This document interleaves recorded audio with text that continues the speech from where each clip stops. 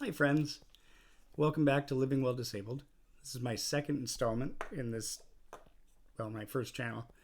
I want to preface each episode going forward by saying that nothing I say should be taken as medical advice. Please talk to your doctor before you take any action. Beyond that, in this episode, I'd like to talk about in more detail my medical journey, and also how I have been handling, good or bad, the mental stress that this has put on me. Yeah.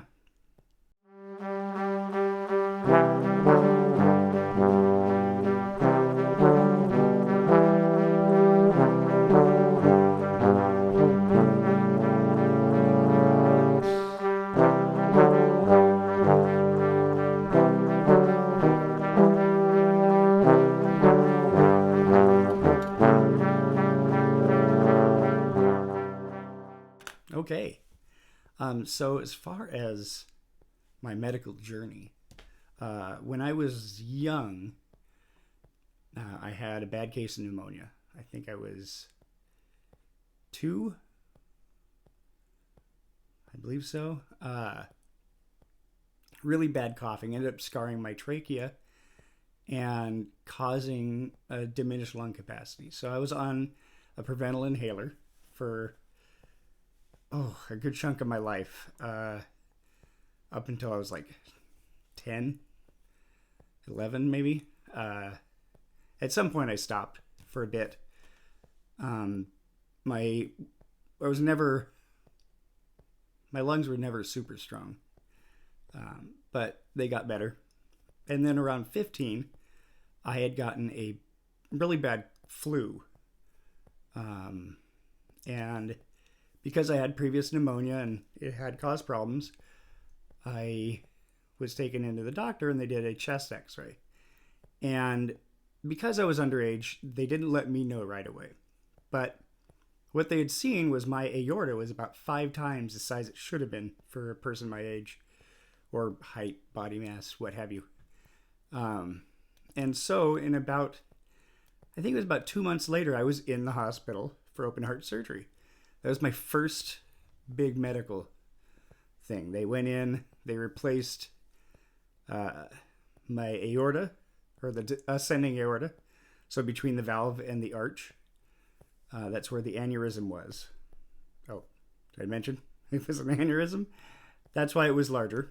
And had it gone unnoticed, it very well could have exploded, and that would have, I probably wouldn't have made it past 16. So that was the first one. They, in an effort to figure out why I had an aneurysm, they tried to diagnose me with Marfan syndrome, which is another connective tissue disorder. But it's typically characteristic with very tall, skinny people, very long fingers. I'm 5'7", and Elton John's fingers would put me to shame. So it was unlikely, but that's what they were going with for a while. And I don't remember how long. But when I was, I believe 21, so 2002, they had discovered that my valve was leaking. And so they decided that they would go in, replace the valve, also put a slightly larger ascending aorta, because at that point I had grown quite a bit since 15. And they also replaced the arch. And while they did this, they also, there was some tissue degradation on my left subclavian. And so that was tied off. But the body's pretty good at finding other ways to route that blood supply. So, valve, ascending, and the arch. And they left a little trunk trailing into the descending aorta. So that was my second open heart surgery, and the last one so far.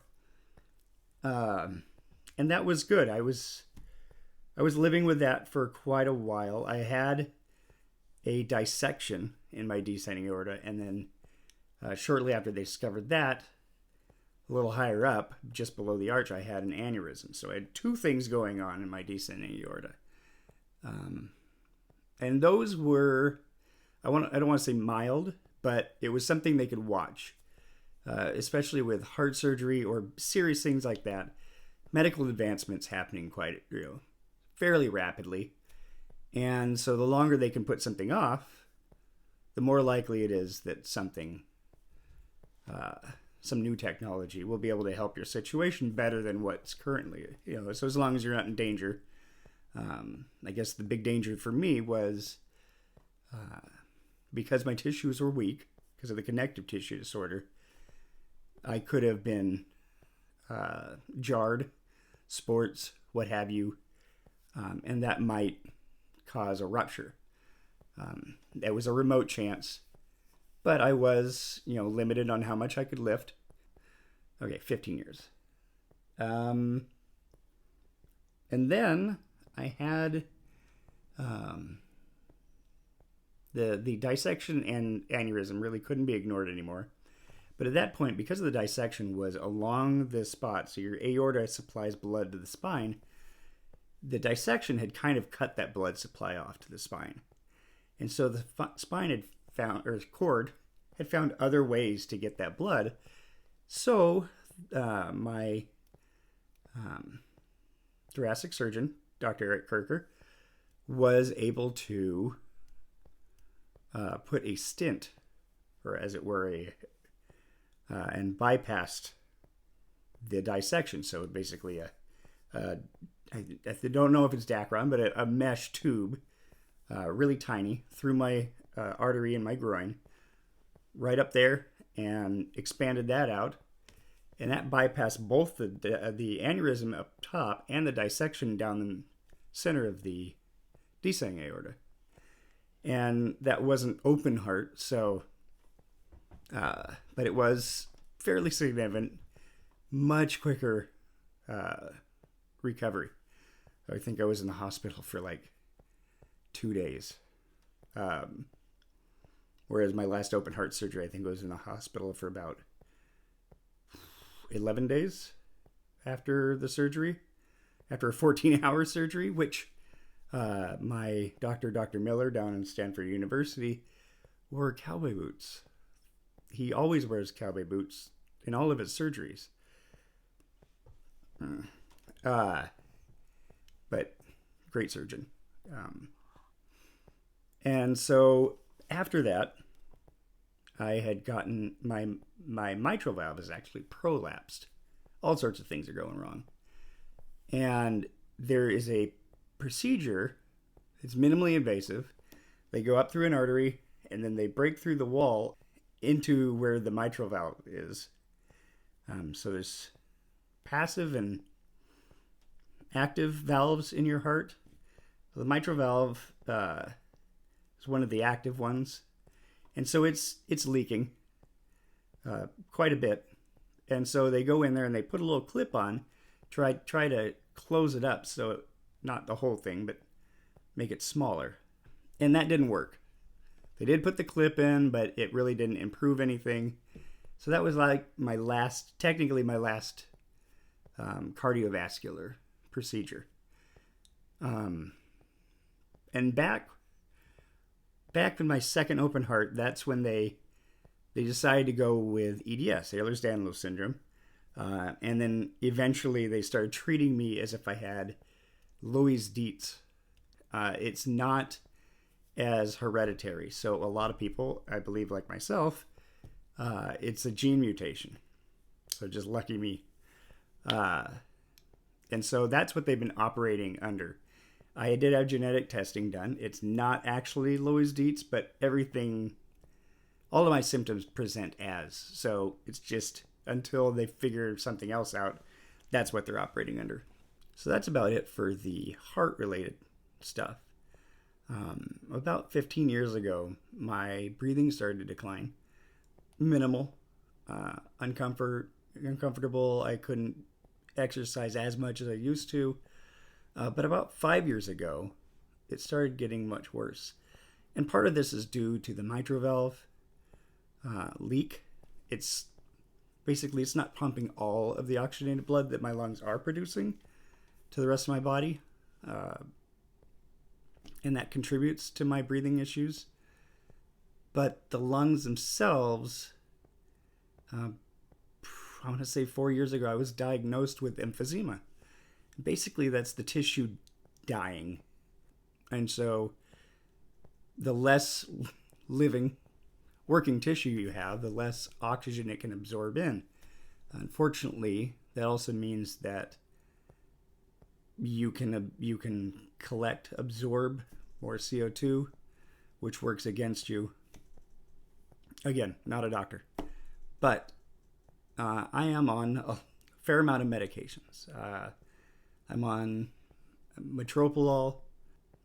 I'm on furosemide, which is a diuretic, to help get fluid away from my heart and lungs. It collects in there, and that can make both of them have to work a lot harder. There's less room for the lungs to expand. The heart's having to work harder because it's pumping through that fluid.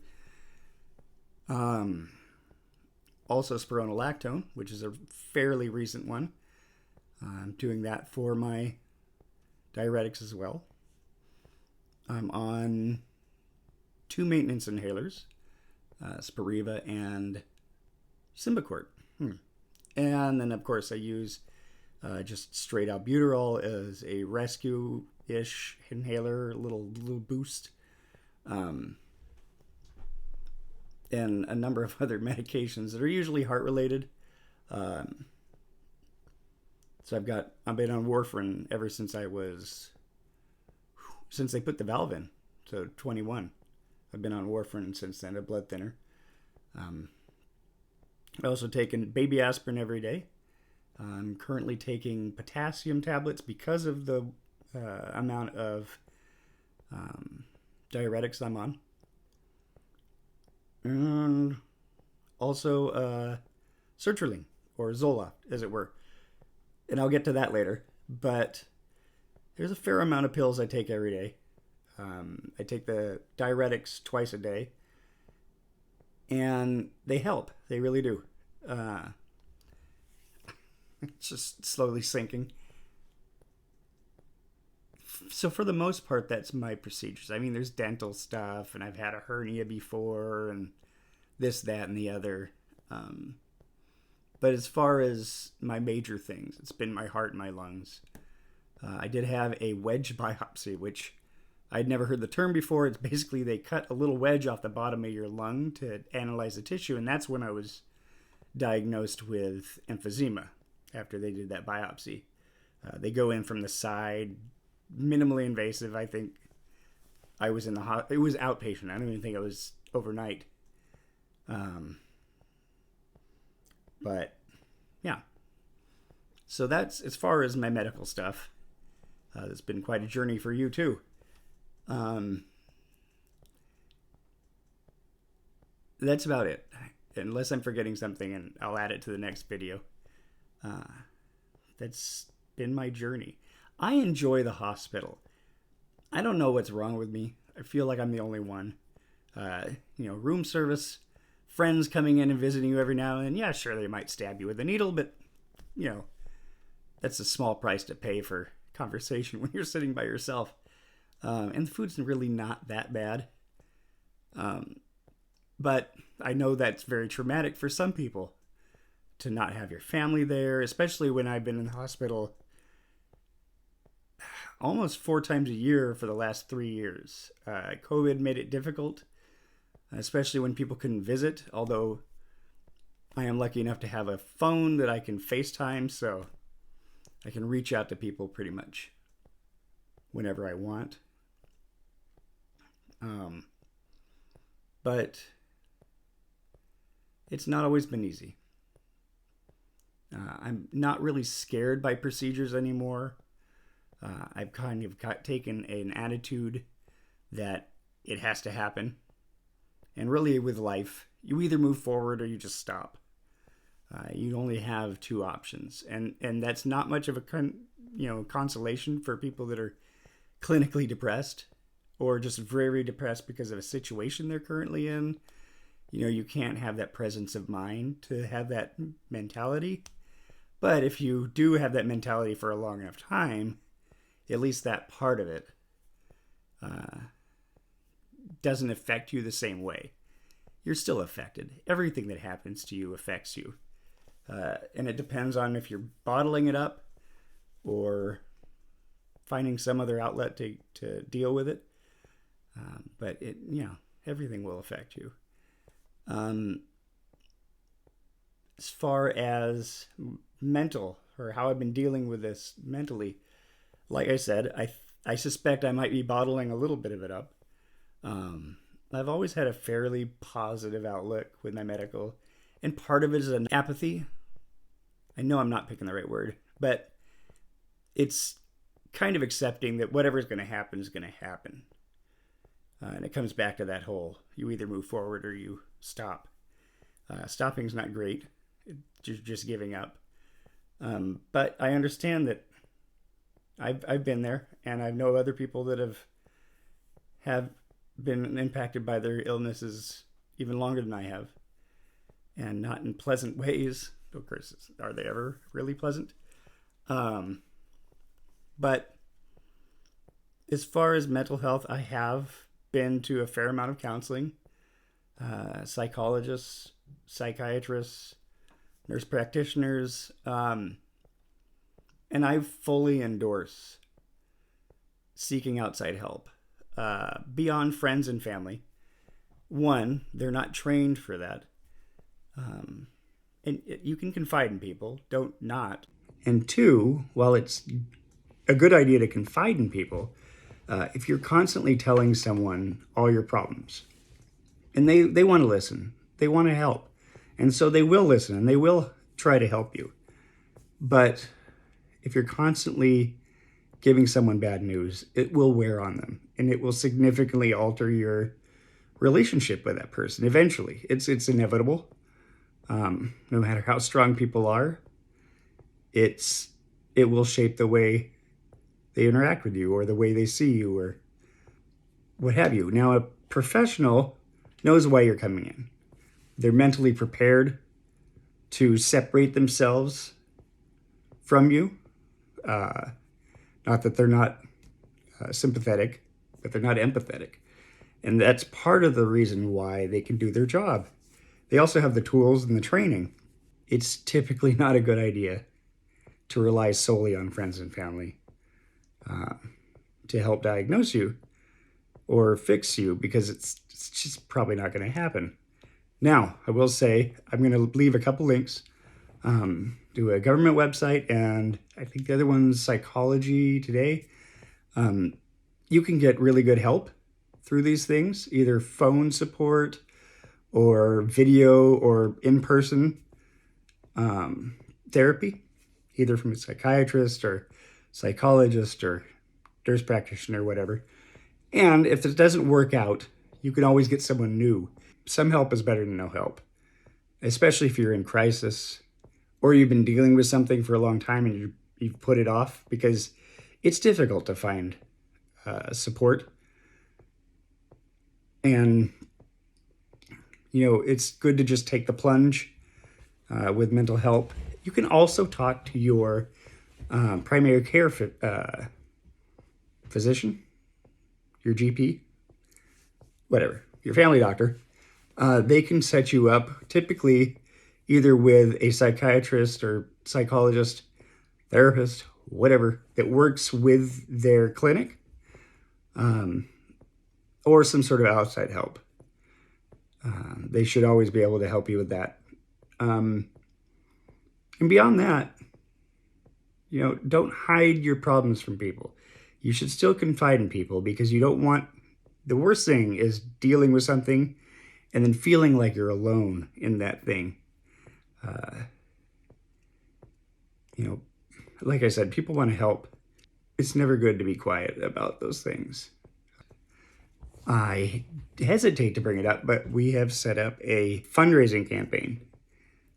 The National Foundation for Transplants is a nonprofit. It's awkward, but this seemed like a good way to get it out there.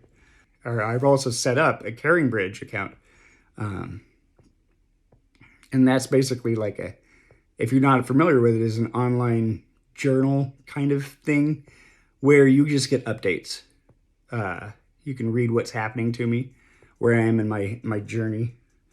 And that's nice because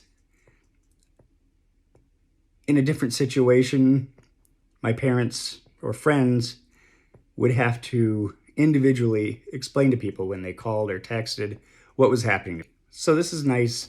It takes that stress off of people. Everyone can just go to the website, find out what's happening.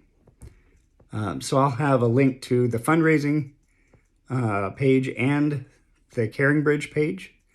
So going forward, aside from these videos, which I won't be able to do, obviously, while I'm recovering in the hospital, maybe little updates,